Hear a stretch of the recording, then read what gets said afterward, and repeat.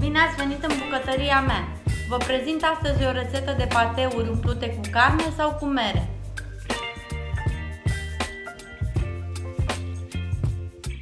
Pentru aluatul acestor pateuri vom avea nevoie de 600 de grame de făină, 300 de grame de unt de la congelator, 200 de ml lapte rece, un ou, o linguriță cu oțet și puțină sare. Untul îl vom da prin răzătoarea mare, direct peste făină. Fiind de la congelator, se rade foarte ușor.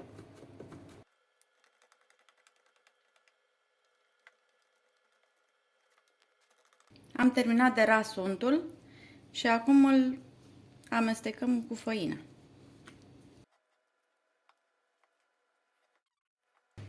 Am terminat cu încorporarea untului și acum vom pune laptele într-un bol.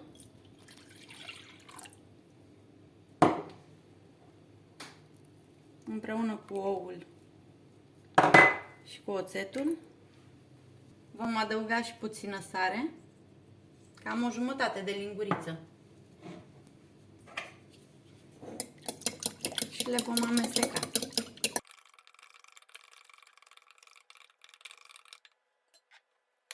Vom pune compoziția aceasta peste făină.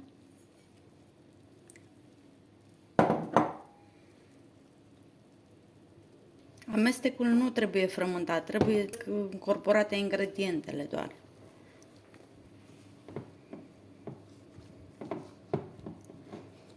Va ieși un aluat puțin lipicios, dar apoi îl vom băga la congelator și se va întări.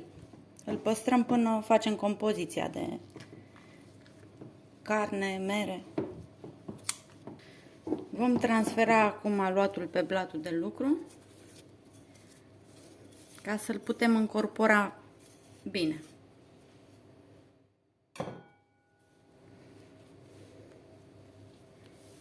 Nu-l frământați foarte tare.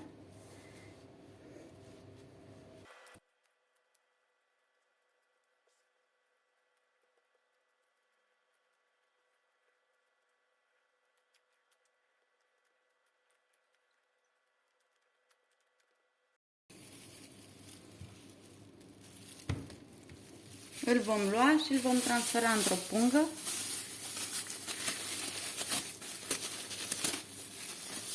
Și la congelator cu el. Între timp ne vom ocupa de umplutura cu carne. Vom folosi 300 de grame de carne tocată, o linguriță de boia dulce, o linguriță de mărar uscat, o ceapă mică tocată fin și un ou pentru uns foile. Și bineînțeles sare și piper. Peste carne vom pune mărarul, boiaua și ceapa.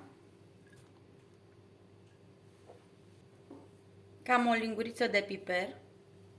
Acum în funcție de cum vă place. Și sare. Vom amesteca compoziția. Trebuie amestecat foarte, foarte bine. Eu am mai adăugat cam 3 linguri de apă rece, pentru că mi s-a părut prea tare. Cam așa. Trebuie să fie. Compoziția cu carne se pune la frigider. Batem oul pentru uns.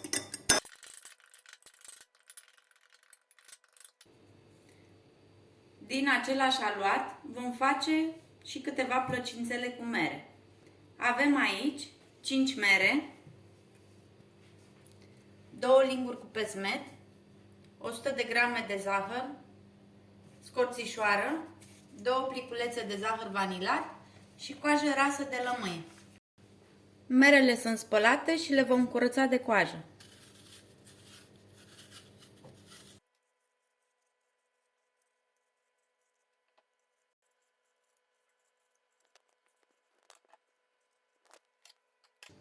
Le vom da prin răzătoare.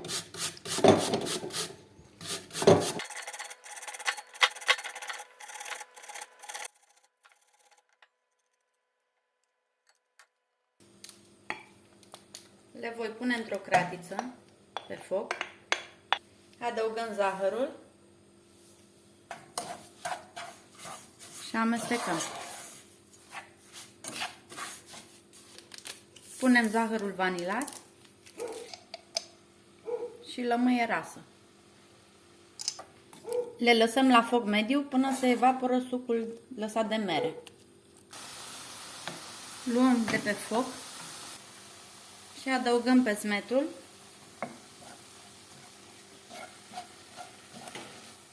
Pesmetul are rolul de a lega compoziția. Adăugăm și scorțișoara.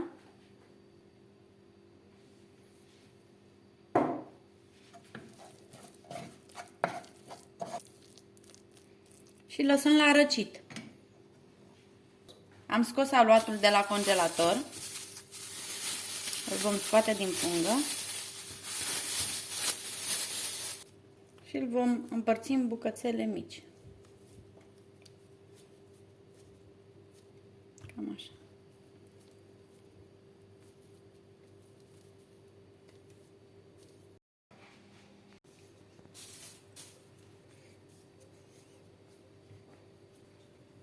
O bilă are cam 50 de grame.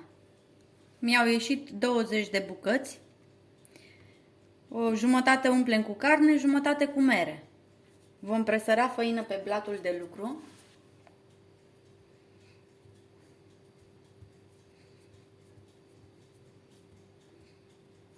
Și vom întinde aluatul.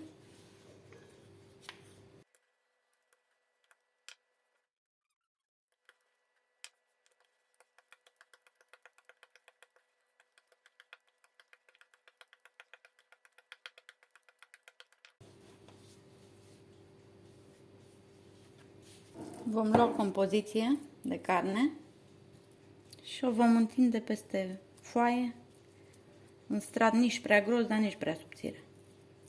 Doar pe jumătate din foaie.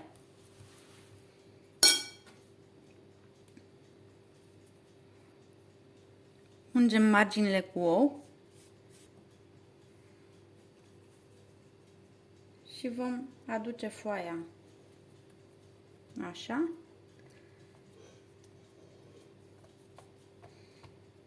Vom apăsa să scoatem aerul. Dacă nu sunt drepte, vom tăia marginile aluatului. Să le dăm o formă frumoasă. Aici avem o tavă de aragaz pe care am tapetat-o cu hârtie de copt. Acum vom unge cu ou. Le puteți presăra cu susan, cu mac, însă eu am ales să le las așa. Luăm tava și o vom băga în cuptorul preîncălzit la 190 de grade până se rumenesc. După 20 de minute, pateurile sunt gata, s-au rumenit frumos și le scoatem de la cuptor.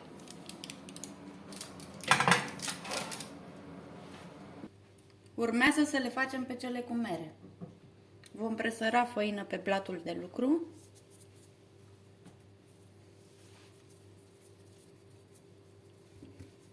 Și vom întinde foaia.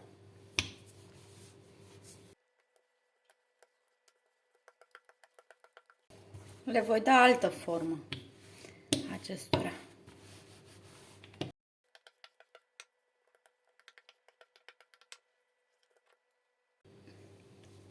Punem din compoziție.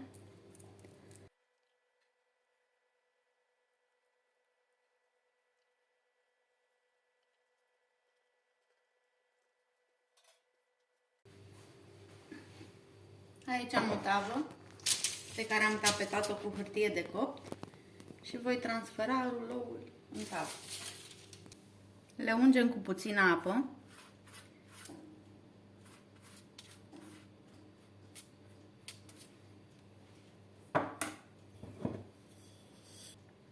Presărăm cu puțin zahăr pentru a prinde o crustă crocantă.